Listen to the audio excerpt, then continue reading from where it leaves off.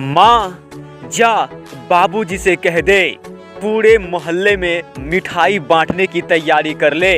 माँ जा बाबूजी से कह दे पूरे मोहल्ले में मिठाई बांटने की तैयारी कर ले, क्योंकि इस बार का टॉपर तेरा ही बेटा बनने वाला है।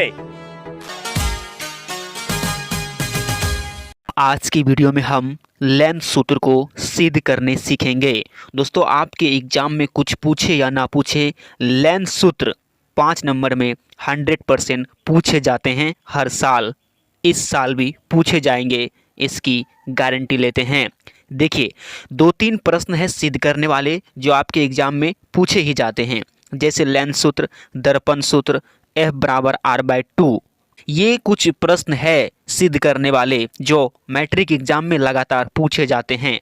तो दोस्तों, हम एक एक करके सबको सिद्ध कर देंगे, क्योंकि आपका एग्जाम बहुत ही नज़दीक आ चुका है। तो दोस्तों, आज की वीडियो में हम लोग सिद्ध करने वाले हैं लेंस सूत्र को। तो दोस्तों, प्रश्न कैसे पूछा जा सकता है आपके एग्जाम में, तो देखिए, एक तो इस तरीके से पूछा जाएगा, लेंस सूत्र को सिद्ध करें, या फिर आपको ऐसे भी पूछा जाएगा, ये 1/f बराबर 1/v-1/u को सिद्ध करें।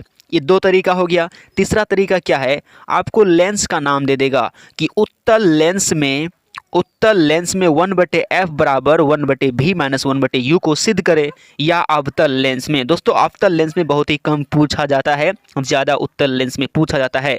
तो दोस्तों, आज हम उत्तल लेंस की सहायता से इस सूत्र को सिद्ध करेंगे। तो दोस्तों, प्रश्न आप देख लिए कैसे पूछा जाता है और क्या किस तरीके से लिखा हुआ मिलेगा आपको एग्जाम पेपर में।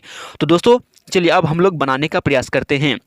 दोस्तों, क्या करना है, आपको एक उत्तल लेंस बनाना है और लिखना होगा थोड़ा सा, माना MN एक उत्तल लेंस है तथा AB वस्तु और A' वस्तु का प्रतिबिंब है।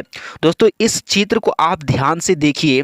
इस चित्र को आप 1, 2 बार, 3 बार, 4 बार बनाइए, उसके बाद ही ये सिद्ध होने वाला है। मेन आपका ये चित्र है, यदि आप चित्र बना लिए तो आपका सिद्ध हो जाएगा। दोस्तों, हम ऊपर में कुछ लिखे हैं, उसको हम चित्र के माध्यम से समझा देते हैं।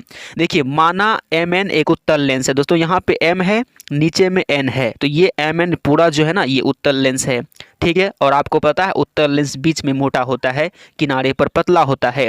दोस्तों, यहाँ पे डबल बार पेन चल गया था, जिसके कारण यहाँ पे मोटा हो गया है, तो ये गलत है। लेकिन आप जब बनाएंगे तो सिंगल लाइन होना चाहिए, मेरा डबल ट्रिपल लाइन हो गया है, ठीक है।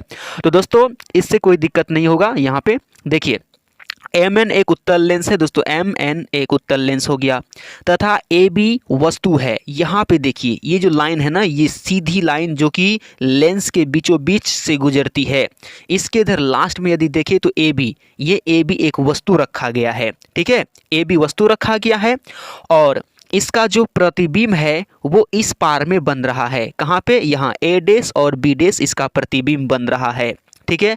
अब ये कैसे हुआ, तो देखिए, यहाँ A से एक प्रकाश की किरण इस तरीके से लेंस से अपवर्तित हुआ, यानी आर पार हुआ, और यहाँ से होकर बिल्कुल ये फोकस से होते हुए नीचे की तरफ चल गया, फोकस से होकर, ठीक है, फोकस से होकर नीचे की तरफ गया।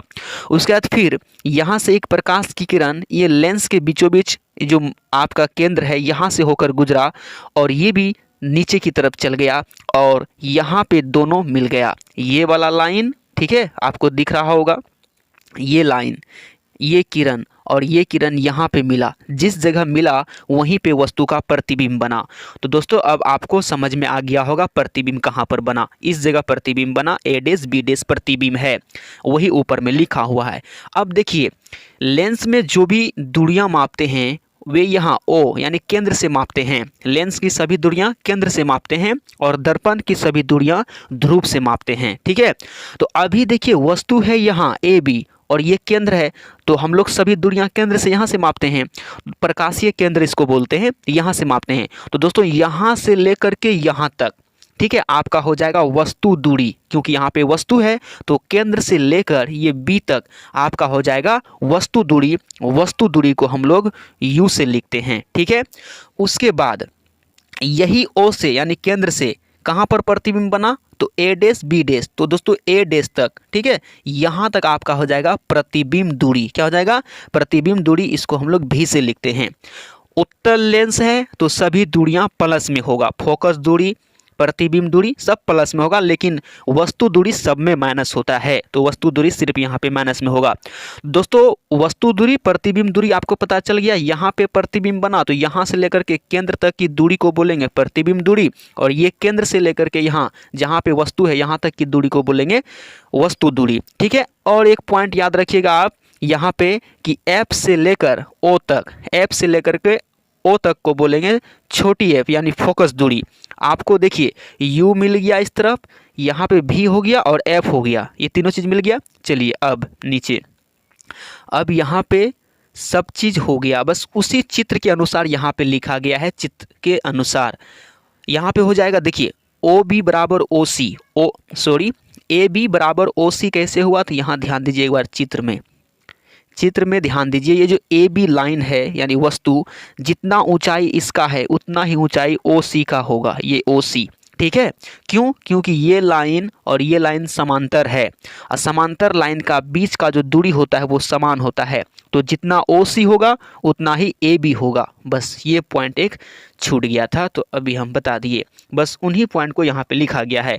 देखिए ए बी बराबर ओ सी हो गया, बी ओ क्या हो गया आपका वस्तु दूरी हो गया, वस्तु दूरी माइनस में होता है, बी ओ वस्तु दूरी हो गया। एक बार फिर से देख लीजिए यहाँ पे बी ओ, ये बी ओ वस्तु दूरी हो गया क्योंकि यहीं पे वस्तु को रखा गया है।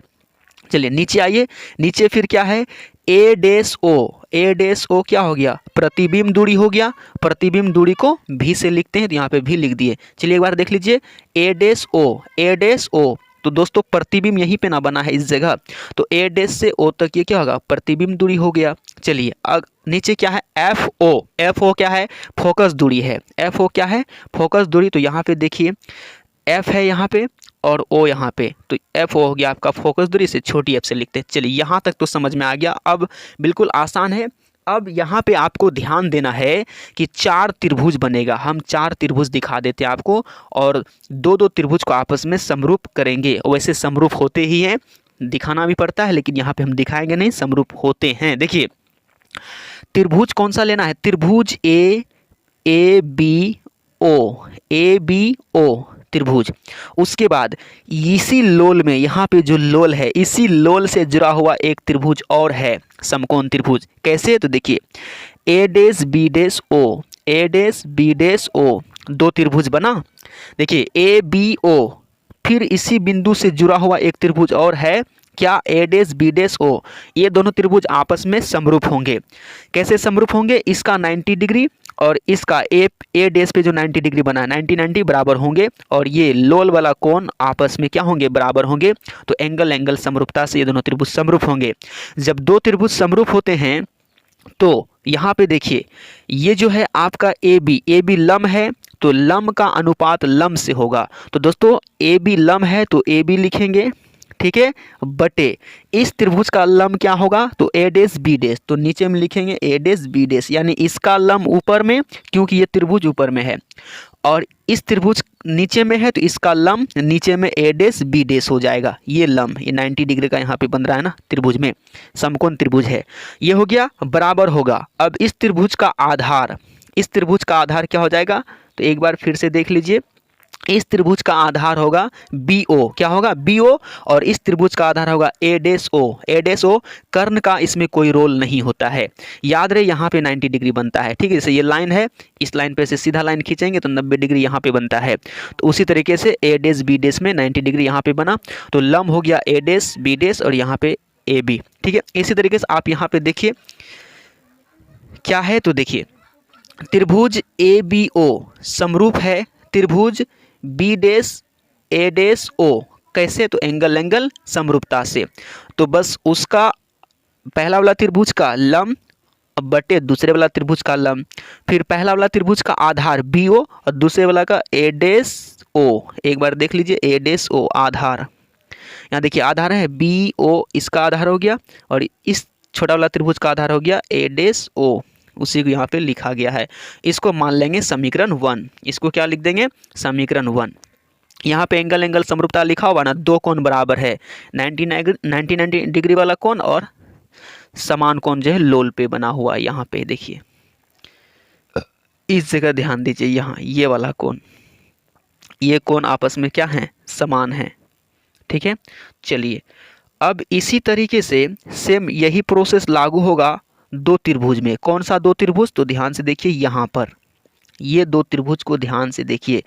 अब देखना है सी ओ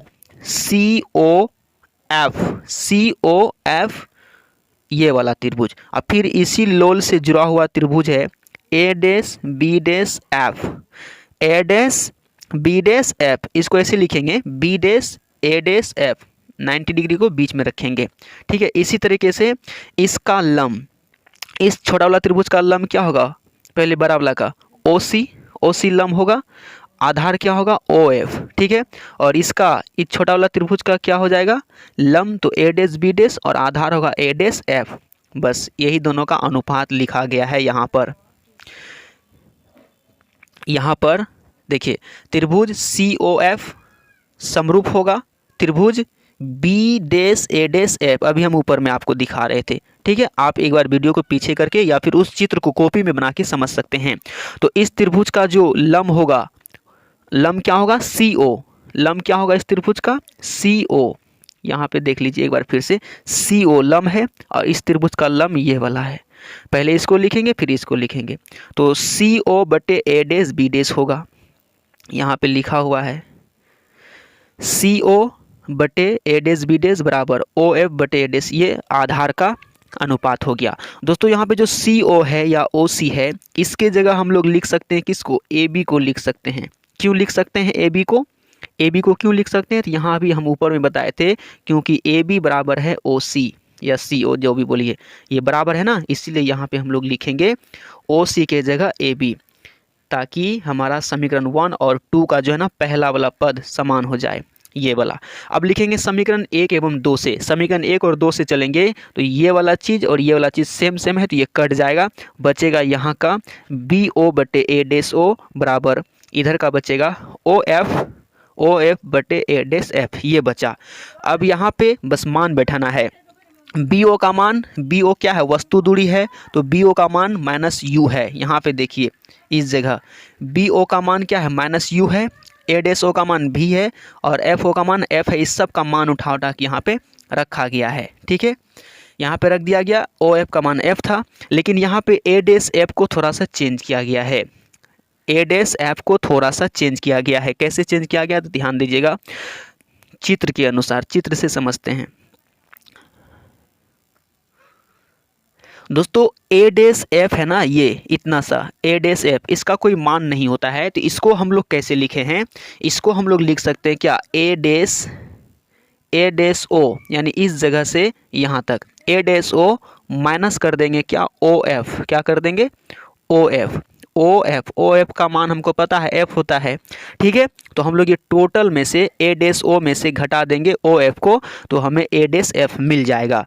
इसी को यहाँ पे लिखा गया है, आप एक बार देख सकते हैं, यहाँ नीचे में देखिए, यहाँ लिखा हुआ A dash O minus O F, और ए डैश ओ क्या है, तो आपका प्रतिबिंब दूरी है, तो प्रतिबिंब दूरी को भी से, और ओ एफ क्या है, तो आपका फोकस है, जैसे यहाँ ओ एफ था ना तो एफ लिखे हैं, तो ओ एफ आपका फोकस हो गया, तो भी माइनस एफ हो गया। इस तरीके से हमें ये चीज़ मिला। अब यहाँ से आपको कुछ नहीं करना है, त्रियक गुना कीजिए, त्रियक गुना करने के बाद आपका सिद्ध हो जाएगा। देखिए भी गुना यू करेंगे तो माइनस यू भी होगा, प्लस ये माइनस माइनस प्लस भी गुना यू करेंगे तो यू एफ हो जाएगा, यहाँ एफ गुना यू करेंगे तो यू एफ हो जाएगा, और इधर से गुना कर देंगे एक बार तो भी एफ हो जाएगा।